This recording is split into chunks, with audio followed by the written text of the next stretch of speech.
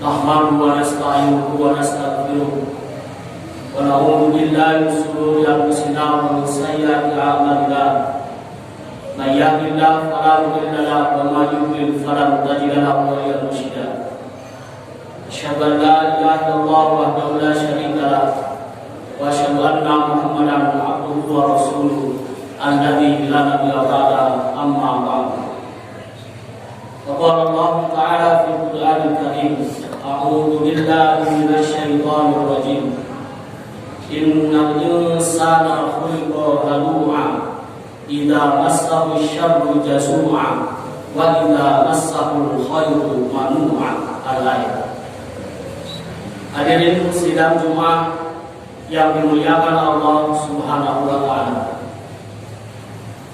Di dalam Quran surat Al-Ma'arij ayat 19 dan ayat 21, 19 sampai 21 yang tadi dibacakan di mukadimah, Allah menjelaskan tentang karakteristik sifat-sifat manusia.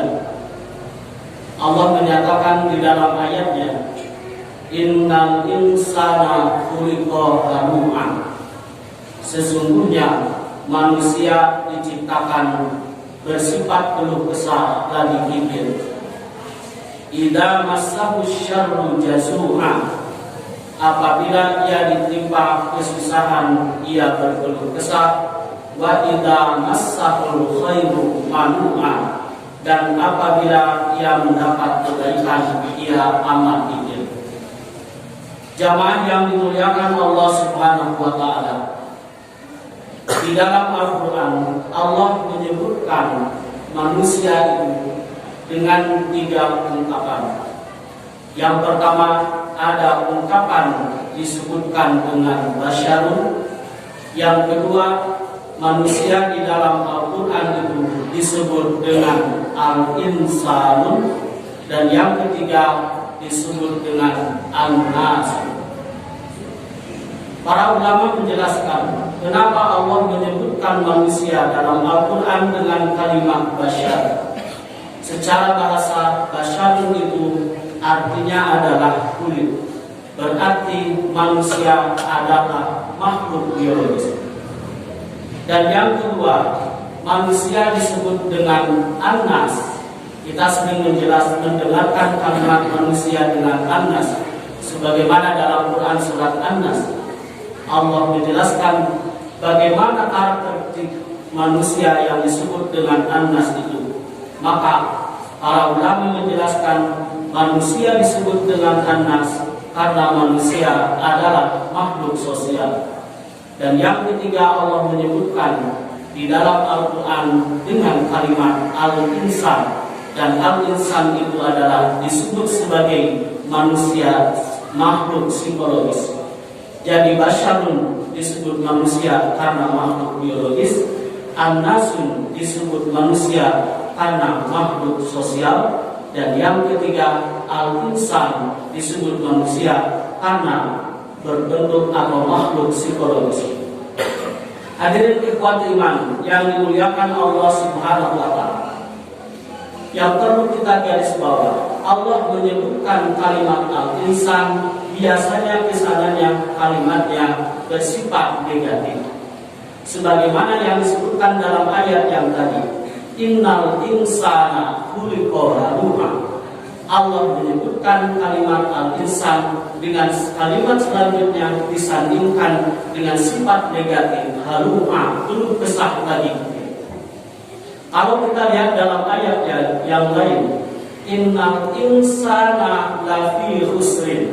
Sesungguhnya manusia itu berada dalam kerugian.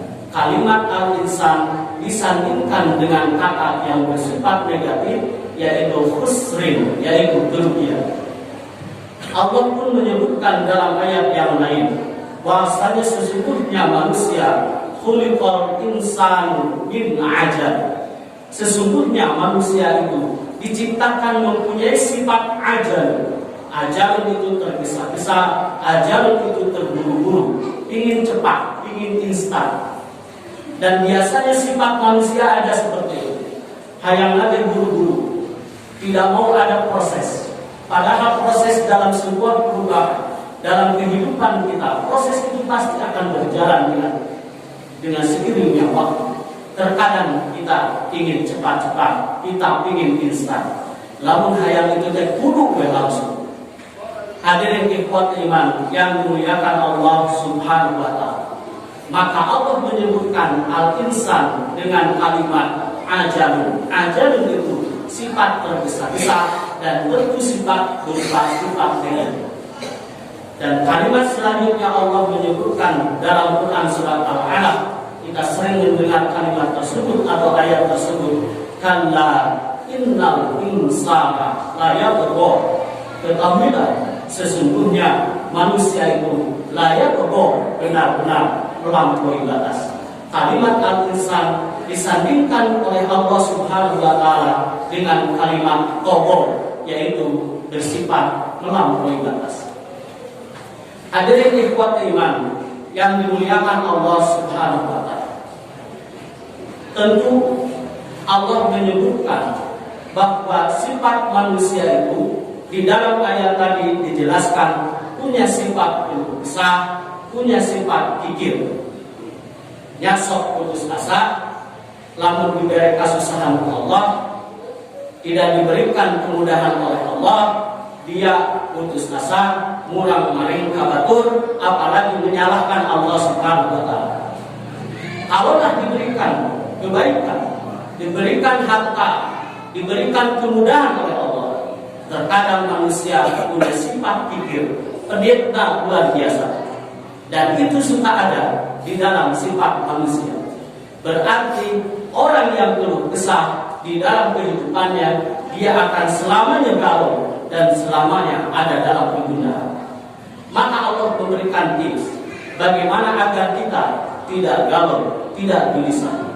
Maka Allah menjelaskan dalam ayat selanjutnya, illa musallin, kecuali orang-orang yang sholat.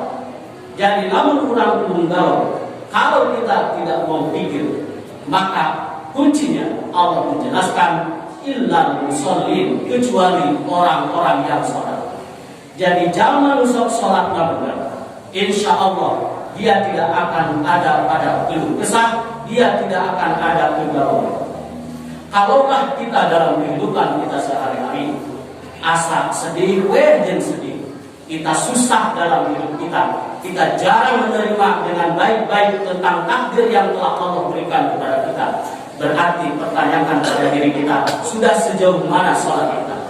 Allah menjelaskan illal musallin alladzina hum ala sholatihim daimun. Siapa orang-orang yang sholat tersebut? Yaitu orang-orang yang sholatnya dawam, continue, terus-menerus dia melakukan amal ibadah sholat.